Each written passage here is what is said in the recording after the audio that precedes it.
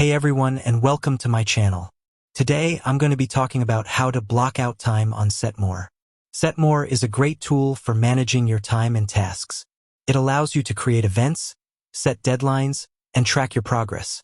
One of the most useful features of SetMore is the ability to block out time. This can be a great way to ensure that you have enough time to work on important projects or tasks. In this video, I'm going to show you how to block out time on SetMore. I'll also provide some tips on how to use this feature effectively. How to block out time on SetMore. Log in to your SetMore account. Click on the Calendar tab. Click on the Create Event button.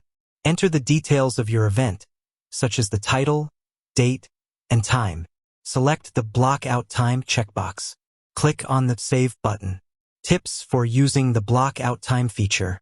Use the Block Out Time feature to protect your time for important tasks.